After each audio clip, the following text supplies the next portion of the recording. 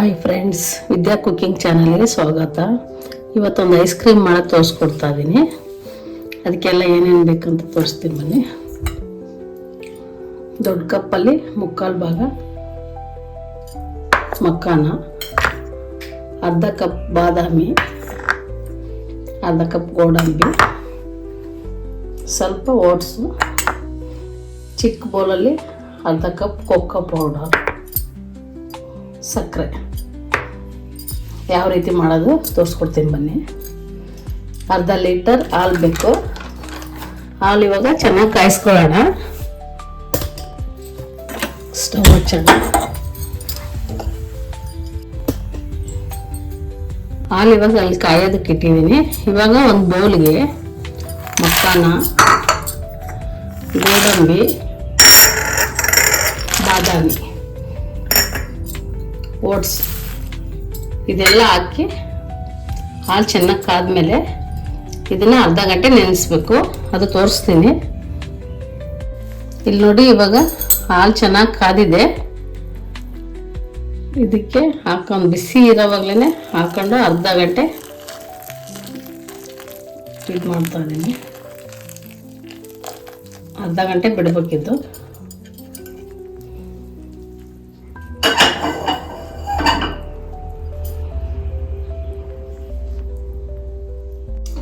ಇವಾಗ ನೋಡಿ, ಅರ್ಧ ಗಂಟೆ ನೆಂದಿದೆ ಇದು ಎಲ್ಲ ಚೆನ್ನಾಗಿ. ಇವಾಗ ಒಂದು ಮಿಕ್ಸಿ ಜಾರಿಗೆ ಇದು ಹಾಕ್ಕೊಂಡು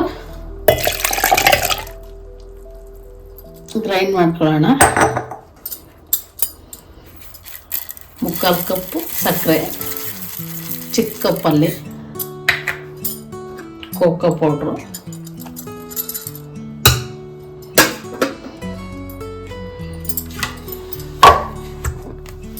ತುಂಬ ನೈಸಾಗಿ ರುಬ್ಕೋಬೇಕಿದು. ಇಲ್ಲಿ ನೋಡಿ, ಈ ಥರ ನೈಸ್ಗೆ ರುಬ್ಕೋಬೇಕು.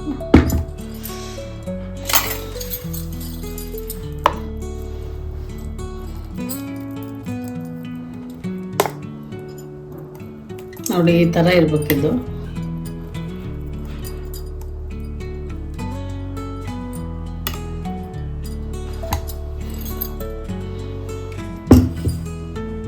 ಇವಾಗ ಐಸ್ ಕ್ರೀಮ್ಗೆ ಒಂದೆರಡು ಡ್ರೈ ಫ್ರೂಟ್ಸ್ ಮೇಲೆ ಹಾಕೋದಕ್ಕೆ ರೆಡಿ ಮಾಡ್ಕೊಳ್ಳೋಣ. ಒಂದೆರಡು ಪಿಸ್ತಾ, ಸ್ವಲ್ಪ ಬಾದಾಮಿ, ಒಂದು 5-6 ಗೋಡಂಬಿ. ಇದನ್ನೆಲ್ಲ ಸಣ್ಣಗೆ ಹೆಚ್ಕೊತೀನಿ, ಇಲ್ಲಾಂದರೆ ಕುಟ್ಕೊಂಡ್ಬಿಡ್ತೀನಿ.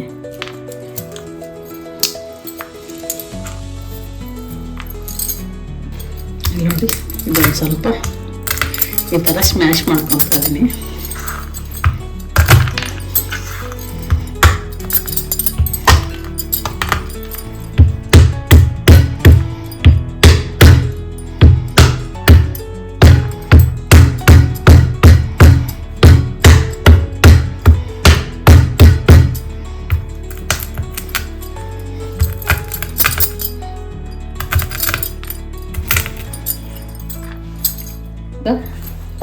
ಇದು ರುಬ್ಬಿದ್ದೀನಲ್ಲ, ಈ ಐಸ್ ಕ್ರೀಮ್ನ ಒಂದು ಬೌಲಲ್ಲಿ ಹಾಕಿ ಫ್ರೀಜರಲ್ಲಿ ಇಡ್ತೀನಿ.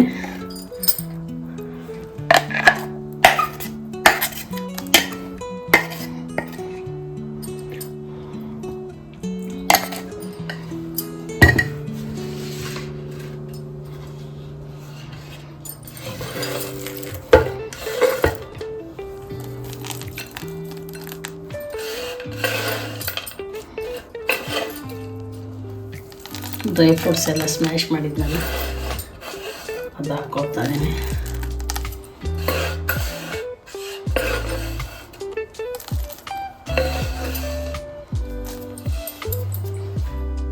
ಇದು 2 ಅವರ್ ಫ್ರೀಜರಲ್ಲಿ ಇಡಬೇಕು.